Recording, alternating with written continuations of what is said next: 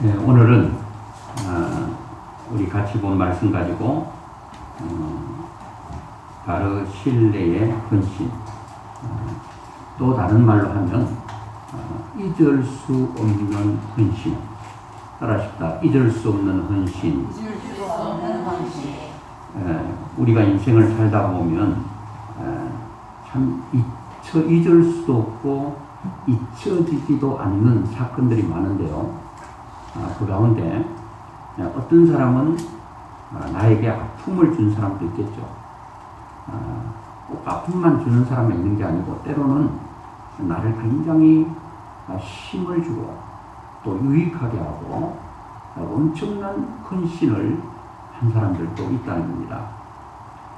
그래서 저는 이 코로나 이 어려운 난국 가운데 우리가 개인들에게도 그렇고 또 뭐 이웃에게도 그렇고 여러 가지 우리가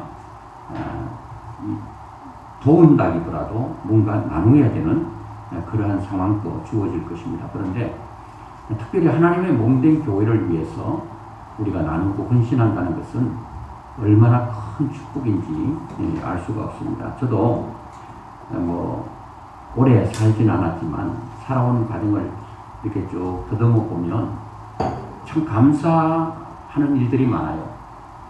또 감사해야 될 사람도 많이 있습니다. 그 가운데는 가족도 있고 또 친구도 있고 또 이웃도 있고 그리고 특별히 저는 목사이기 때문에 교회를 위해 헌신한 사람들을 잊을 수가 없습니다. 바울도 자기와 함께 복음을 위해 헌신했고 또 충성했던 사람 기록을 다 했습니다. 일일이 로마서 16장에 보면 자기를 위해서 이 사람은 나를 위해서 목이라도 아까워하지 않고 헌신하겠다는 사람들의 이름, 그리고 이 사람은 나의 어머니처럼 나를 자식처럼 보살피고 인도했던 사람이 있었다.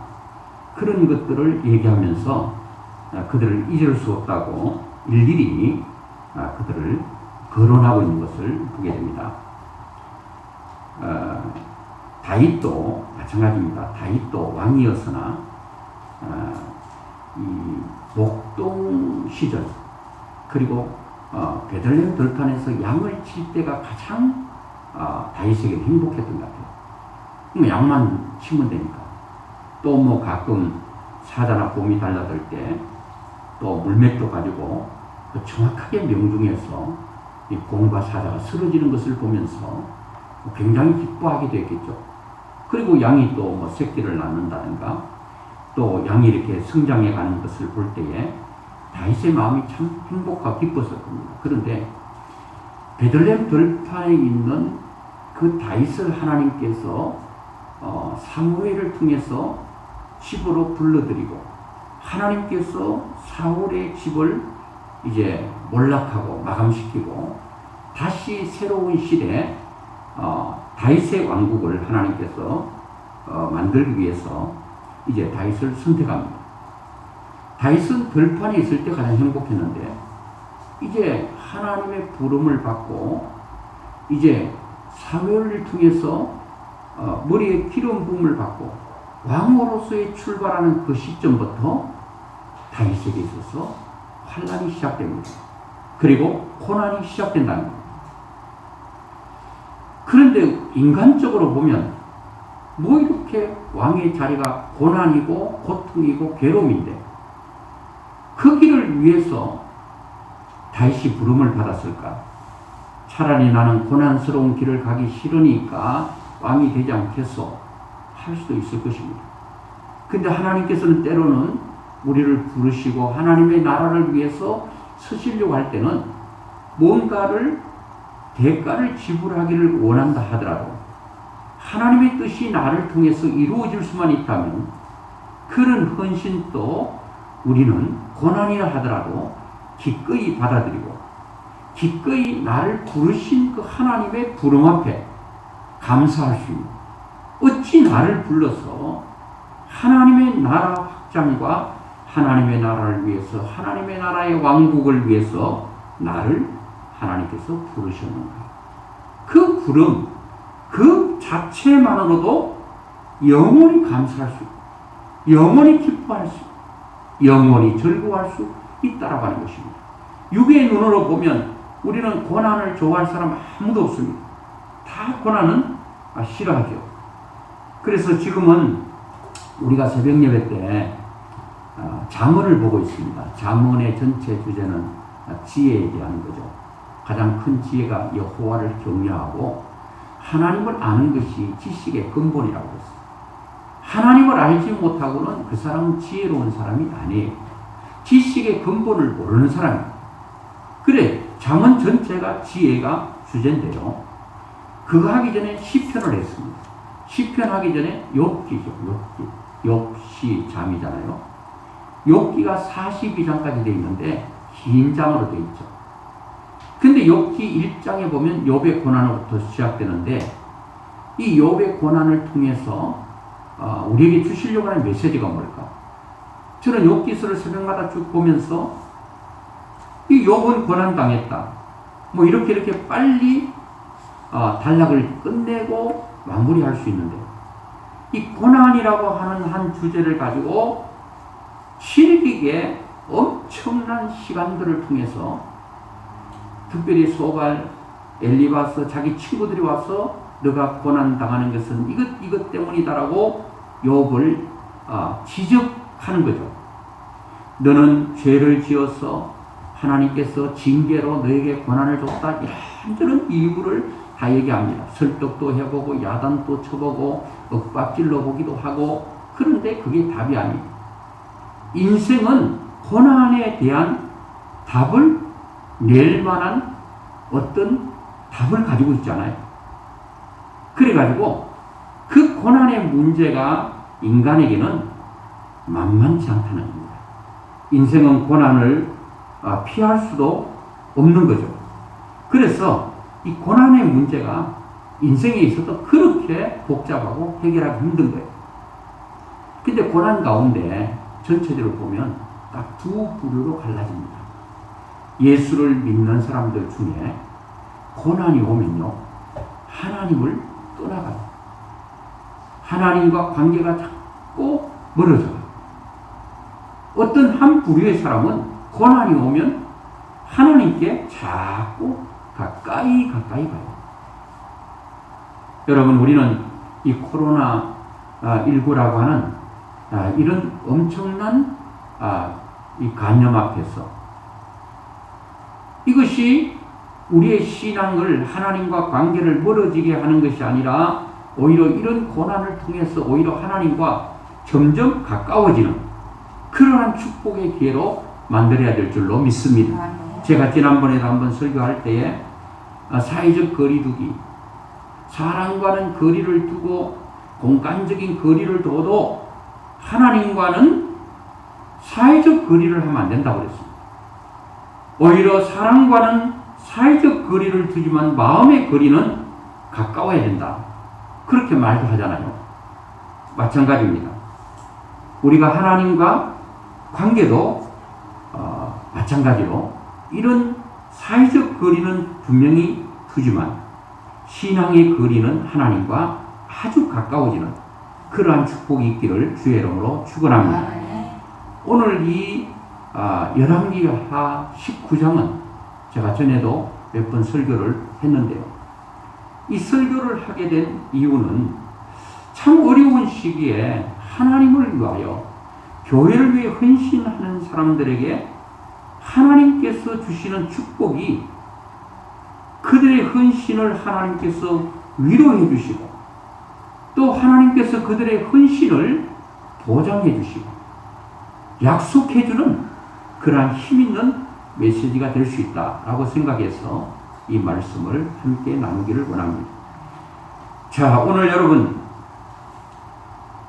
이 다윗은 이제 왕으로서의 삶을 살다가 이제는 하나님의 부름을 받기 전에 자기 아들 솔로몬을 불러놓고 한 얘기입니다. 그 얘기 가운데 열왕기상 2장 5절 보면 세 사람 이름이 나옵니다. 5절부터 9절까지 보면 누구의 이름이 나오는가 하면 첫째 요압이라고 하는 사람이 나옵니다. 요압은 원래 다윗의 군대 장관식으로 참 굉장히 다윗에게 있어서 없어서는 안 될 인물입니다. 그런데 이 요압이 후에는 다윗의 마음을 너무 아프게 했습니다. 그 내용은 성경에 쭉 있는데 다윗의 말을 듣지 않습니다. 그리고 압살롬이 죽는데 결정적으로 이 요압이 개입해서 다윗의 마음을 크게 아프게 했던 인물입니다. 그리고 7절에 보면 오늘 본문에 나오는 사람의 얘기인데 마땅히 길르앗 바르실레의 아들들에게 은총을 베풀고 이렇게 쭉 하면서 바르실레라고 하는 인물이 나옵니다. 그리고 세 번째는 2장 8절부터 보면 게라의 아들 시므이가 나옵니다. 자, 요압, 그 다음에 바르실레, 그 다음에 시므이, 이 세 사람이 나옵니다. 그런데 세 사람 중에서 두 사람은 다윗의 마음을 너무 슬프게 하고 아프게 했던 사람으로 솔로몬에게 얘기합니다. 그리고 너도 잊어서는 안 되고 나도 잊어서는 안 된다. 잊을 수 없고 잊어서는 안 될 사람 한 사람이 있는데 바르실레라고 이렇게 말하고 있습니다.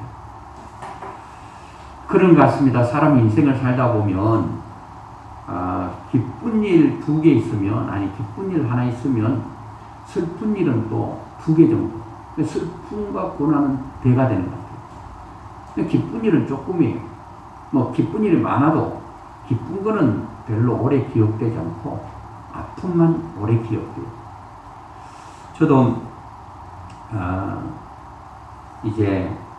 원래 이제 수원대학 옆에 이제 집을 하나 가지고 있었고 그런데 이제 사고로 말미암아 1년 정도 그 집에 사서 살다가 사고로 말미암아 집을 처분하게 되었습니다.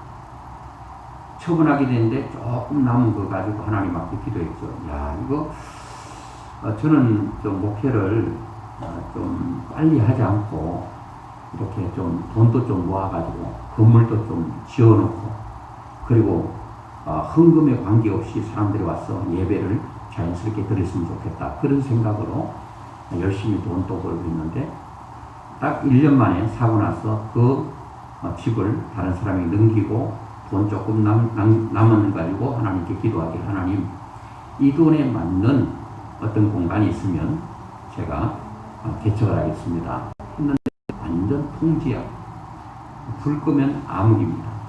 낮인지 밤인지 분간할 수 없을 정도로 빛 한 줄기 들어오지 않는 그런 지하에 있은 적이 있습니다.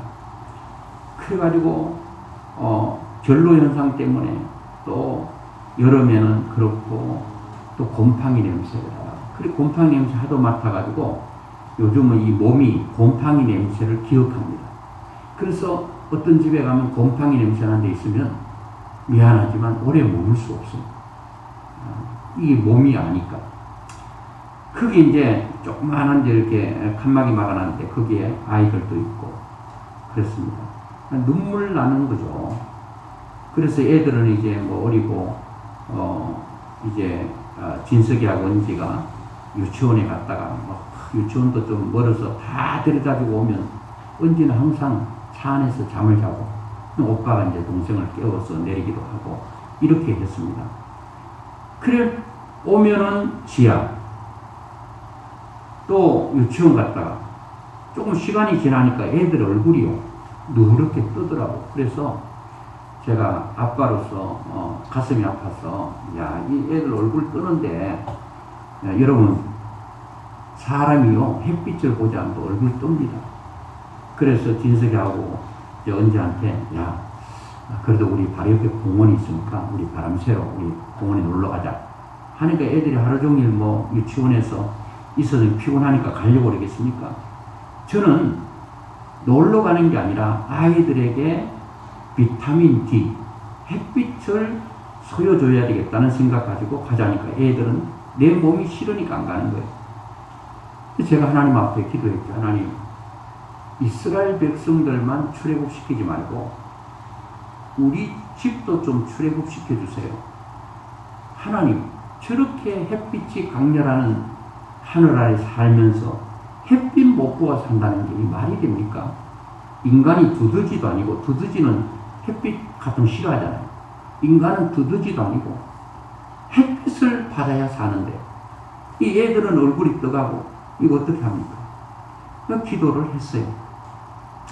기도를 했는데 어떤 한 분이 평일날 오셔서 이렇게 헌금을 이렇게 했습니다. 그 당시에 저는 무조건 뭐 크든 작든 큰 화장실 딸려있는 집을 주세요 이렇게 기도하지 않았어요. 오직 기도는 햇빛만 볼 수 있는 곳으로 지상으로만 올려주세요. 그게 무슨 학구방이라도 괜찮고 빛만 볼 수 있는 대로 인도해달라고. 그랬더니 평일날 어떤 분이 오셔서 이 헌금을 가져왔다 그러면서 딱 냈는데 그게 그 당시에 500만 원이었습니다. 500만 원인데 500만 원 전세에 갔는데 그 전세가 500만 원이니까 방 하나 있고 방하고 부엌하고 딸려 있고 화장실은 저 바깥에 있는. 그래도 얼마나 감사한지. 왜? 햇빛을 볼 수 있다는 것이 얼마나 감사하고 아이들도 햇빛을 보여줄 수 있다는 게 얼마나 감사한지 알 수가 없어요. 잊을 수가 없는. 그 외에도 조금은 어려운 시기마다 참 헌신하고 충성한 사람들이 있었어요. 교회가 이렇게 오기까지 여러분들의 물질적인 헌신, 그리고 몸의 헌신, 시간의 헌신, 이러한 것들이 없이는 교회는 존재할 수가 없어요. 이러한 것들이 다 모여서 아름다운 헌신을 통해서 잊을 수 없는 헌신들을 통해서 오늘 또 교회는 존재해 나가고 이 코로나 시국 가운데서도 교회는 여러분들의 헌신이 있는 한 교회는 넘어지거나 쓰러지지 않냐고. 다시 코로나가 정상으로 되고 모든 것들이 정상으로 될 때 또 열심히 교회가 영혼 구원을 위해 달려갈 수 있다라고 하는 것입니다. 나는 힘들고 어려운 거 싫소?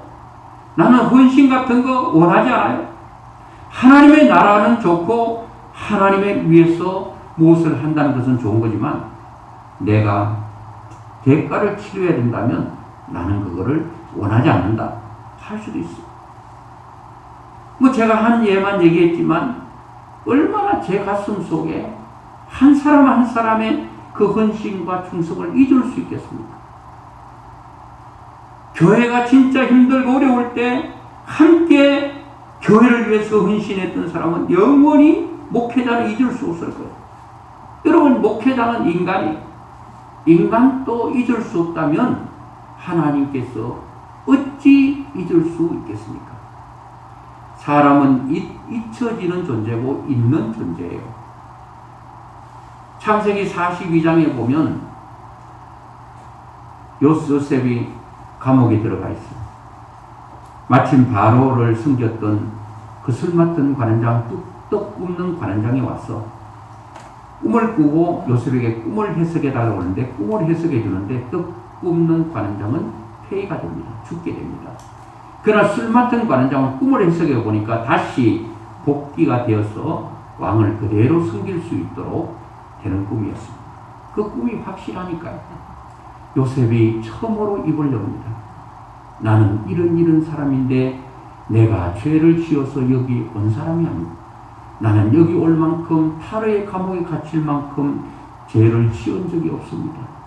그러면서 그 술 맡은 관원장에게 탄원하다시피 자기를 선처해달라고 바로를 만나게 되거든 꼭 좀 얘기해달라고 부탁을 합니다.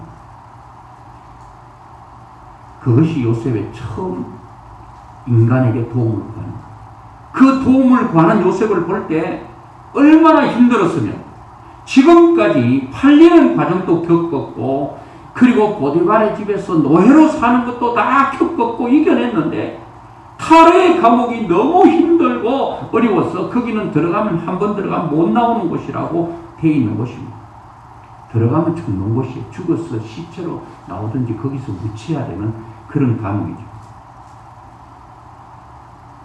요셉을 건져내 줄 수 있는 사람은 아무도 없습니다. 바로만 요셉을 건져낼 수 있다고 생각했겠죠. 바로의 권력 정도 되면 나를 건져낼 수 있을 거다. 그거를 바로 이제 왕을 섬겨야 되는 술 맡은 관장에게 꼭 좀 얘기해라. 아이고, 내가 얘기하고 말고요. 꼭 얘기해서 당신 이 파라오의 감옥에서 나올 수 있도록 해주겠다. 약속하고 약조를 하겠죠. 그런데 성경에 보니까 나가고 난 후에 요셉을 잊었더라라고 말하고 있어요. 사람은요, 화장실 들어갈 때 급하죠. 나올 때는요, 들어갈 때 그 급했던 마음 다 사라지고요. 시원했어요. 다 잊어버립니다. 들어가기 전에 이거 해주겠다, 저거 해주겠다 약속하죠. 문제가 해결되면 끝이에요. 내 문제 해결을 위해서 누가 기도했던, 누가 헌신했던, 누가 노력을 해서 그 사람에 힘을 줬던 그 모든 거 다 있는 게 인간이에요. 여러분, 사람이 있는 것 너무 슬퍼하지 마세요. 인간은 잊게 돼 있어요. 잊혀지는 거예요. 근데 하나님은 이사야 49장 15절에 보니까 젖먹는 아이를 젖된 엄마는 그 자식을 잊는다 할지라도, 여러분 어떻게 애를 낳은 엄마가 애를 잊겠어요? 애와 엄마는 하나 일심동체. 여기서 애를 낳아보신 분들 아시잖아요. 애를 낳았는데 젖이 불잖아요. 그러면 젖이 부니까 굉장히 고통스럽죠. 그 순간이 아이가 배고픈 고통의 시간이, 내 몸의 고통은 아이의 배고픈 고통이, 그 젖을 먹일 때 내 고통은 사라짐과 동시에 아이의 고통이 사라지는 시간이에요. 엄마와 자식은 떼놓을 수가 없어요. 이거는 한 몸 일체입니다. 그런데 여러분, 혹시 여러분 애를 낳은 엄마가 자식을 잊는 순간은 없죠. 그런 게 있다 하더라도 하나님은 절대로 우리를 잊지 않게 되어 있습니다. 하나님만이 우리를 잊지 않는 분으로 기억할 수 있기를 주의 이름으로 축원합니다. 여러분, 사람들에게 이렇게 저렇게 잘했는데 그 사람이 나를 잊었다 너무 슬퍼하거나 너무 화내거나 너무 노하지 마세요. 인간은 그런 거다 하는 거죠. 자, 여러분, 성경에 오늘 바르실레라는 한 인물을 오늘 조명해 보면서, 다윗이 왕으로 있으면서 많은 이런 어려움 저런 어려움 많았습니다. 가장 큰 어려움이 저는 오늘 본문에 남아있다고 생각합니다. 다윗은 왕위에 있을 때, 왕궁에 있을 때 아들 압살롬이라고 하는 아들이 있습니다. 이름도 압살롬입니다. 이 압살롬이요, 아버지의 왕위가 탐이어서 자기의 사람을 데리고 칼을 들고 왕궁을 추격할 때, 아버지는 차라리 자식의 칼에 죽는 것이 낫지 피하는 것이 낫진 않았을 것입니다. 근데 아버지는 아들의 칼에 의해 죽었다고 한다면 아버지를 칼로 죽인 아들의 고통이 얼마나 심할까? 이게 부모의 마음. 부모는 자식을 먼저 생각합니다. 내가 죽느냐 사느냐가 중요한 게 아니라, 죽는 것이 더 편하다 할지라도, 살아서 고통을 당한다 할지라도 자식의 고통이 짐이 되지 않도록 오히려 피하는 것이 부모의 마음이 아니겠습니까? 그래가지고 자기 아들 압살롬의 칼에 죽고 싶지, 차라리 사는 것보다 죽는 것이 낫지. 오직 못 났으면 아들에 의해 쫓겨가는 아버지. 그게 이제 시므이, 조금 전에 우리가 봤던 시므이 덜먹거렸잖아요. 그 얘기 거론했잖아요. 시므이 그냥 죽지 않도록 해라. 그리고 요압 그냥 죽지 않도록 해라. 그리고 바르실레는 꼭 기억해야 된다. 그러니까 다윗이 솔로몬에게 두 사람은 스스로 자기 명대로 살지 못하게 너가 지혜롭게 잘해라. 이것은 죽여란 말은 아닌데 하여튼 그렇다라고 얘기했습니다. 그럼 바르실레는 영원히 기억해야 될 사람이다. 그거를 아들에게 얘기하면서 왜 바르실레가 대대로 기억해야 될 사람이고 대대로 은혜를 갚아야 될 사람인가를 다윗은 얘기를 하고 있습니다. 여러분에게도 이런 사람 많았으면 좋겠어요. 자식들에게 참 이 사람은 나에게 이렇게 큰 힘이 됐다. 나에게 큰 용기를 준 사람이다. 너무 감사한 사람이다. 이렇게 말하는 사람이 있으면 좋겠잖아요. 그런데 다윗이 이제 압살롬에 의해서 쫓겨갈 때 이제 도망하는 거죠. 다윗은 혼자 홀몸 혈혈단신으로 도망가는 게 아니라 그 당시에 다윗의 사람들이 많았어요. 이 아둘람이라고 하는 굴에도 사무엘상에 보면 400명이 함께 원통하고 쫓기고 이렇게 슬픈 사람들이 함께 모여서 공동체를 이루고 있었거든요. 그리고 그런 사람 더 늘어가지고 후에는 200명 늘어가 600명 됐거든요. 지금 다윗이 왕위에 있으면서 쫓길 때 함께 갔던 다윗의 사람들이 한두 명이 아니었습니다. 그런데 여러분 리더의 가장 큰 리더의 힘은 뭔가 하면 자기의 사람들을 식소를 배부르게 해야 돼요. 배를 고울게 하면요 다 떠납니다. 아무리 리더가 인격이 고매하고 훌륭해도 배고프게 하면 다 떠납니다. 여러분 인간이 부족하고 못나도요 배만 채워주면 다 가까이 있습니다.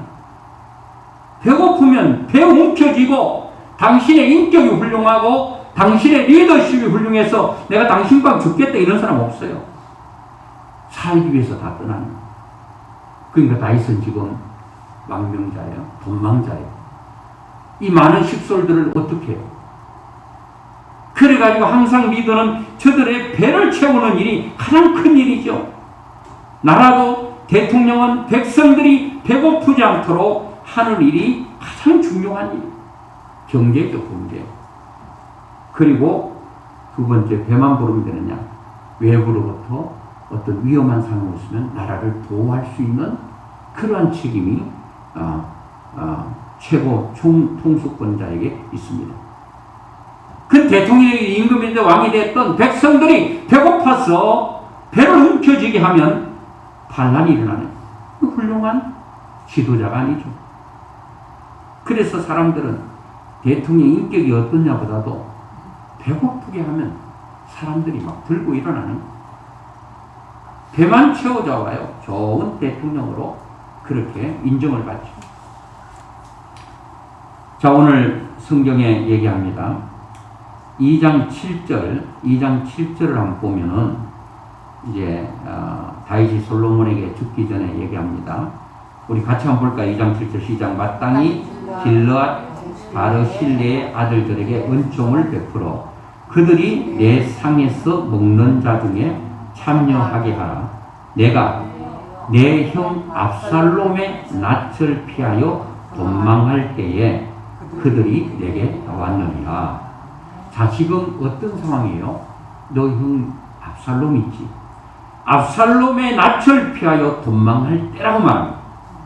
이때 다윗의 가장 인생 가운데 긴 인생 가운데서 가장 고통스러웠던 순간을 얘기하고 있는 거예요.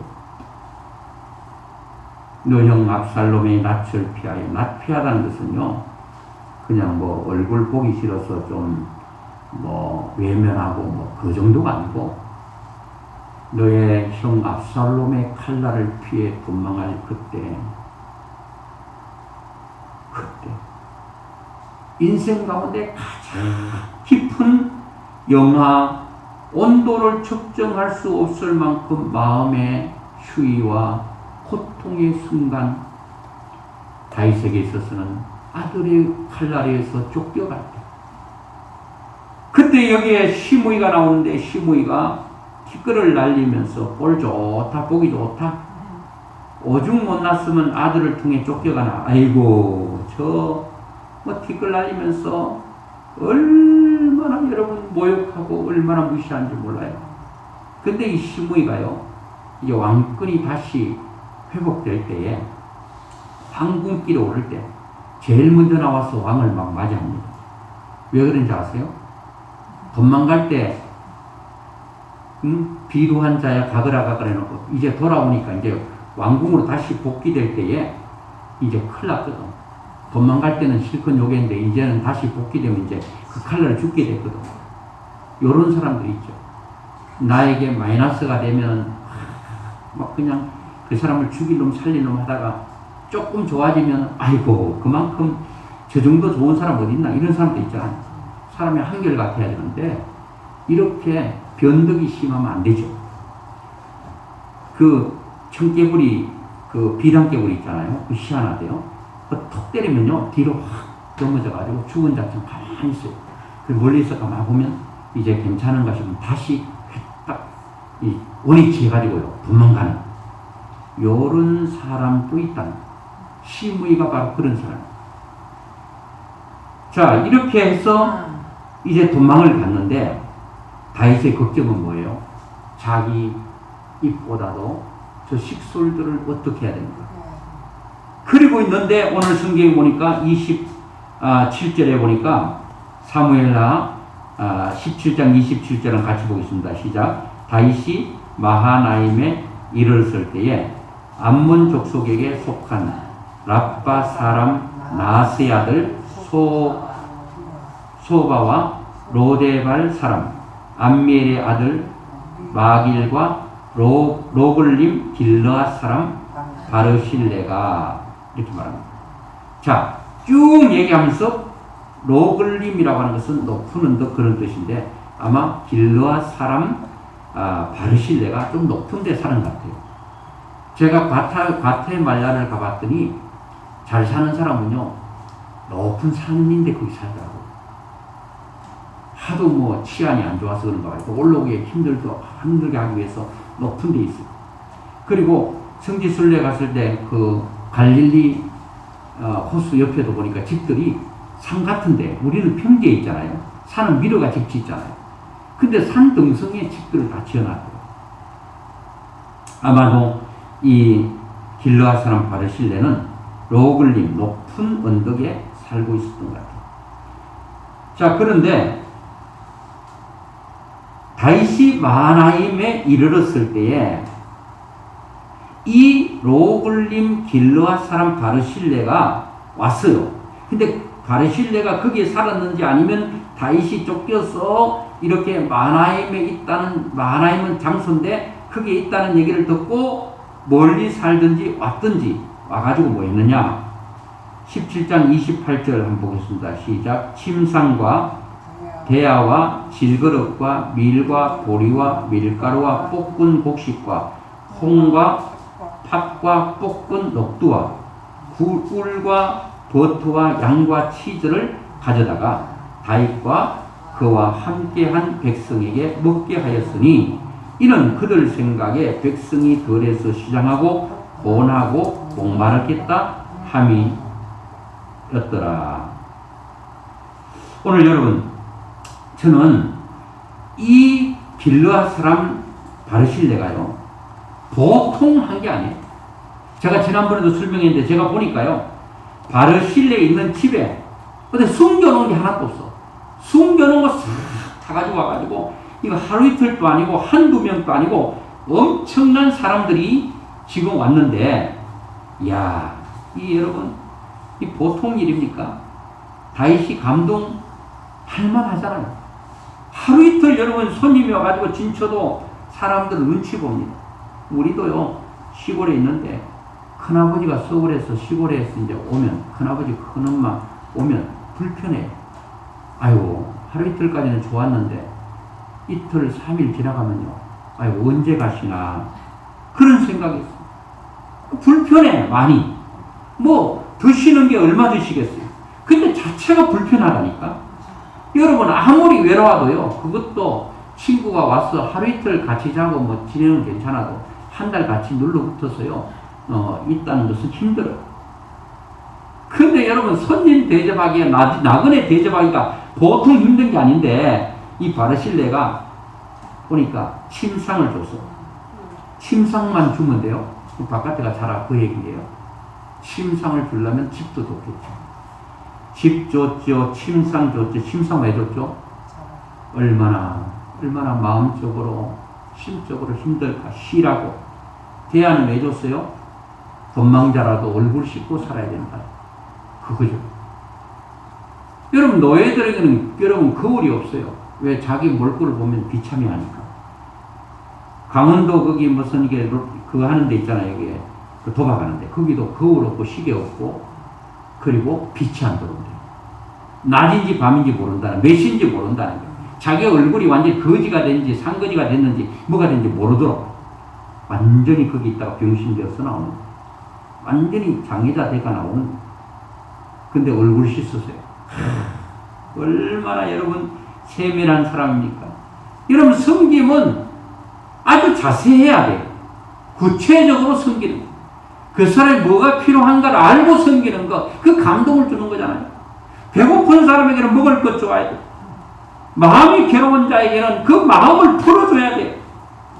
배가 고프면 여러분 정신적으로 여러분 너무너무 외로워서 배가 고픈데 밥만 잔뜩 고기 사준다고 되는 게 아니에요. 울고 있는 자에게는 고기가 넘어가질 않아요. 마음을 풀어주고 고기를 주든지 밥을 주든지 해야지 그게 양식이 되죠. 계약, 질그릇, 밥 담는 그릇을 싹 다 꺼내가지고 아마 부족했을지도 모르겠어요. 그 다음부터 이제 먹는 음식이 나옵니다. 밀도 나오지요. 보리도 나오지요. 밀가루도 나오지요. 야, 근데 이 집에 참 많아요. 종류가. 잘 산다 그랬죠. 부자라 그랬죠. 아니면은 뭐 집에 있었는 가져왔는지 아니면 다른 데서 뭐 돈 주고 공수해서 사와서 내놨는지 모르겠어요. 밀, 보리, 밀가루, 볶은 곡식, 콩과 팥, 볶은 녹두. 여러분 이 정도 여러분 지금도 이렇게 해가 먹으려면 힘드는데 꿀, 버터, 양과 치즈 가져다가 다윗만 줬어요. 그와 함께한 백성에게 먹게 하였으니 이는 그들 생각에 백성이 덜해서 시장하고 권하여 목마르겠다 함이더라. 이 말씀 보니까요. 마태복음 예수님께서 말씀하신 대로 마태복음 22장 37절에 보니까 예수께서 이르시되 내 마음을 다하고 목숨을 다하고 뜻을 다하여 주 너의 하나님을 사랑하라 하셨으니 이거예요. 여러분 바르실레는 제가 볼 때 그냥 예수 안 믿는 사람 아니에요. 하나님을 안 믿는 사람 아니에요. 확실히 예수 믿는 집안에 하나님을 섬기는 집안 같아요. 이게 앞에 좀 띄워줘 보실래요? 앞에 스가랴 2장 61절에 보니까 이렇게 말하고 있어요. 쭉 나오는데 제사장 중에는 하비야 자손과 학고스 자손과 바르실레 자손이니, 자 제사장 중에는 이런 사람이 있는데 바르실레 자손이니 이렇게 말하는 거 보면 바르실레 자손 중에 제사장이 있다는 거예요. 하나님을 정성을 다해 섬겼던 사람이 있다는 거예요. 그렇다면 바르실레 자손 중에 제사장이 나왔다면 그 윗대 바르실레는 믿음이 없었겠냐 말이에요. 당연히 믿음이 있었을 것이라고 생각합니다. 믿음이 없으면 이 정도의 큰 신이 나올 수가 없어요. 인사치레로 조금 왕이 쫓겨나고 참 어려운 신세가 됐으니까 내 좀 도와줘야겠다. 이것으로 끝나고 말 거예요. 이렇게 엄청난 감동을 받은 다윗은 시간이 흘러서 영원히 복귀될 수 없는 것 같았어요. 사람은 뜨는 해에 투자합니다. 지는 해에는 관심이 없습니다. 다윗은 압살롬에서 쫓기는 존재고 져가는 존재예요. 몰락해가는 달과 아무리 영쓰고 힘써도 작아지는 달을 누가 키울 수 있겠습니까? 이 정도로 다윗의 모든 삶은 환경은 누가 봐도 몰락의 길로 걸어가고 있었습니다. 힘 좋은 아들 압살롬은 점점 초승달에서 보름달을 향해 커가는 것 같이 보였습니다. 그러나 하나님은 다윗 편이었습니다. 다윗을 붙들고 계셨어요. 그래서 하나님께서 다시 다윗에게 은혜를 주셔서 다윗이 뭐 한 거 아니에요. 근데 하나님의 100% 은혜로, 전폭적인 은혜로 다시 복귀되면서 이제 황궁을 하게 됩니다. 이제 다시 왕궁으로 들어가게 되는데요. 그때에 들어가기 전에 이제 다윗이 은혜를 많이 준 바르실레를 어떻게 잊을 수 있겠어요? 바르실레에게 은혜를 갖기 위해서 다윗이 말을 합니다. 19장 31절부터 한번 볼까요? 31절부터 시작. 길르앗 사람 바르실레가 왕이 요단을 건너가게 하려고 로글림에서 내려와 함께 요단에 이르니. 자, 여기까지 뭔가 하면은 길르앗 사람 바르실레가 왕이 요단을 이제 건너가려고 이제 왕궁으로 복귀하려고 할 때에 로글림이라고 했잖아요. 로글 높은 언덕에서 내려왔습니다. 이제 배웅하러 온 거예요.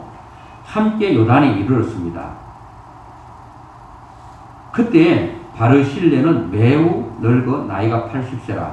그는 큰 부자이므로 왕이 마하나임에 머물 때에 그가 왕을 공개하였느니라.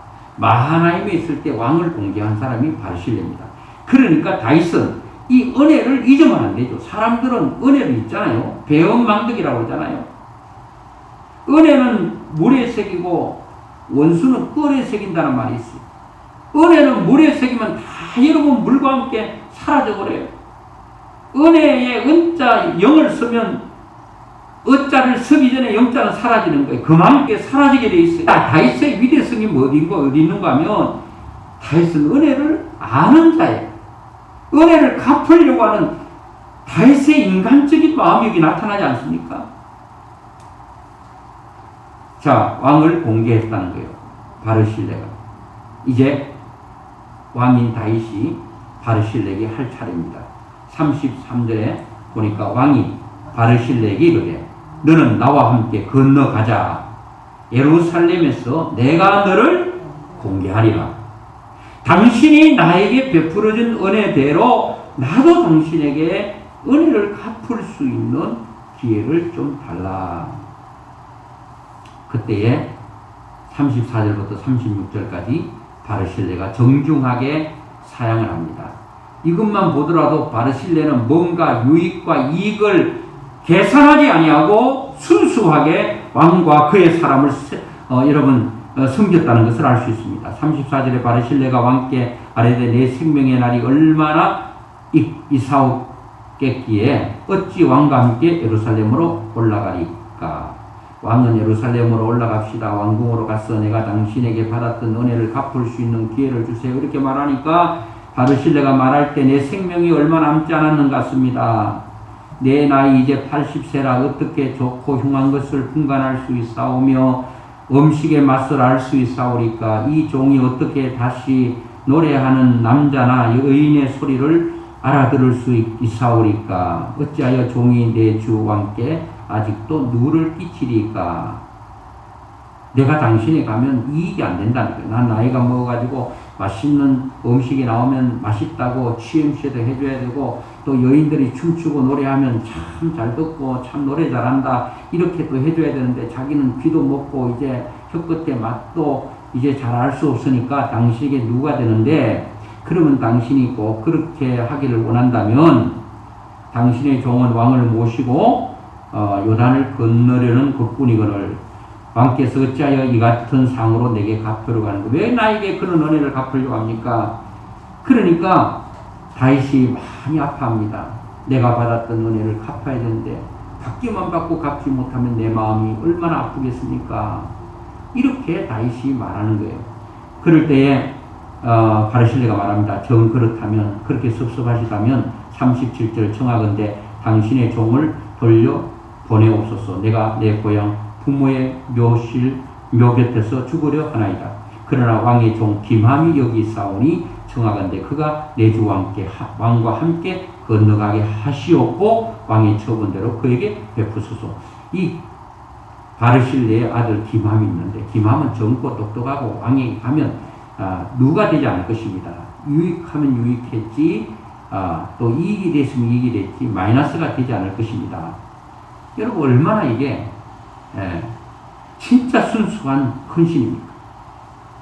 왕이 대답하되 기맘이 나와 함께 건너가리니 나는 내가 좋아하는 대로 당신이 원하는 대로 해주겠다.